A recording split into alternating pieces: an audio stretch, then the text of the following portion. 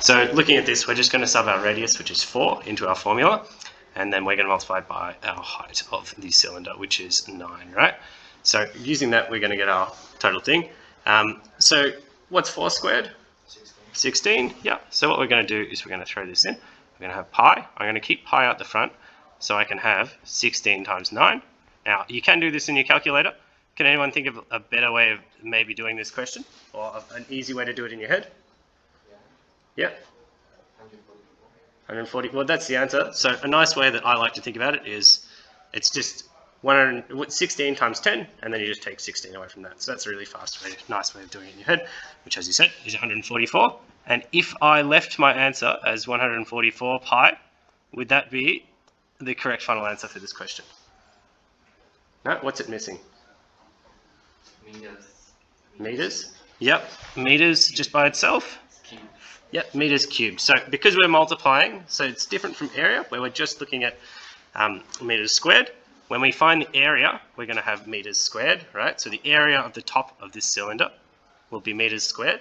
And then we're multiplying it by the height as well. So when we add that third dimension, we're adding in another dimension. So it's going from meters squared to meters cubed. So if you think about it, if we have the units, we're multiplying meters times meters squared by meters, which is going to be meters cubed.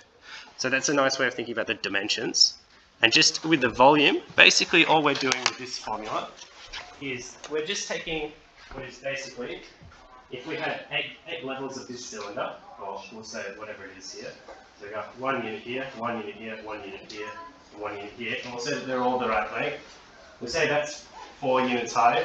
Basically all we're doing is we're adding the volume from this thing, which is just 1, we're just taking the area and of that one thing, so if that's just 1 disc, we're just adding the volume of all these discs up. So that's pretty much how that formula works, is we're just subdividing it into those little sections, and we're just finding the whole volume of the cylinder. Other than that, so we can also apply this to any prism. So if it's also a shape like this, like our down here, with our it's a little bit harder to calculate the surface area of that top shape, right? Like, would anyone know how to do that top shape? No. And I can tell you right now, I wouldn't know how to do the top shape off the top of my head either. Might be quite a difficult thing to calculate. So what we can do though, is if we're given the area of that top shape, and we want to find the volume of that entire prism, we just multiply it by its height. So the height that's perpendicular to that first surface, we just take that height, and that vertical height there, perpendicular to the top surface or the bottom surface, and we multiply the area of the top surface, and that's how we're going to get it for any prism. So looking at our problem below, oh, that's not it.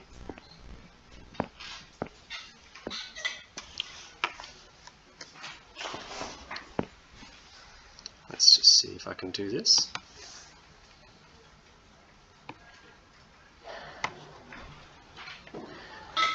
So, looking at this problem right here, how are we going to calculate this real quick? So I'll just do a quick example on the board. So if we have an example of finding the capacity of this shape in litres, all we're going to do is we're going to have to convert.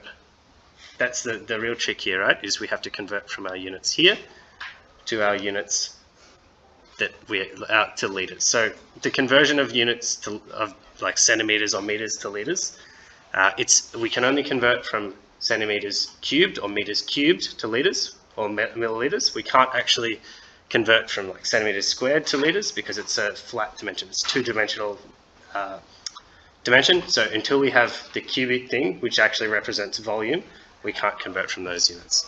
So what we're going to do is we're going to plug that into our formula. So 40 is our radius. So 40 squared times pi, because it's a cylinder, so we know it's a circle on top. And then we're just going to multiply it by our height. So that's going to give us, does anyone have the answer for that? Or anyone have a quick way that we could work this out in our heads?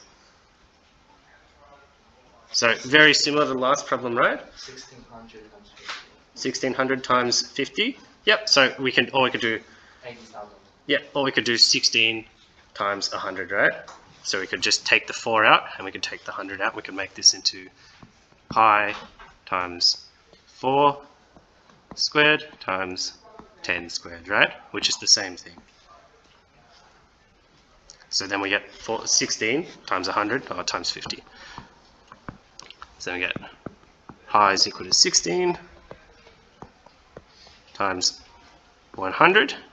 And remembering that when I don't have these, when there's nothing here in between these brackets, we're just multiplying it. So multiplied by 50. So we're just going to get, what did you say before? You said it was 80,000. So we're going to get 80,000 pi.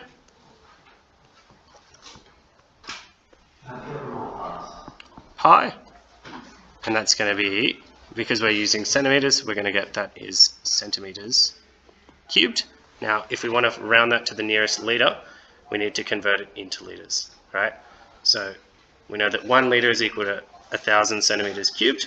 So we can say that this is going to be equal to, we just divide this 80,000 by 1,000. So we get 80,000 pi divided by 1,000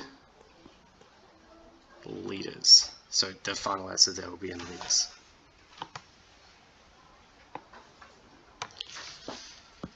So that'll be equal to 80 pi litres.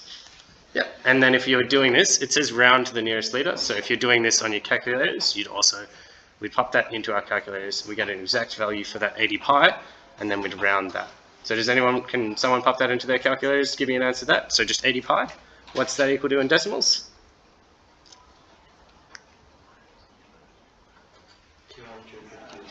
251. And 251.33. So does that round up or down? Yeah. Down. Yeah. So the 3 is going to round down because we're going to the closest litre. So it's going to round down, and we're going to get a final answer of 251 litres. Yep. Does anyone have any questions about that? We all happy to move on to the exercises? Perfect. Okay. Thank you very much. Yeah, we'll move on to the exercise now. I think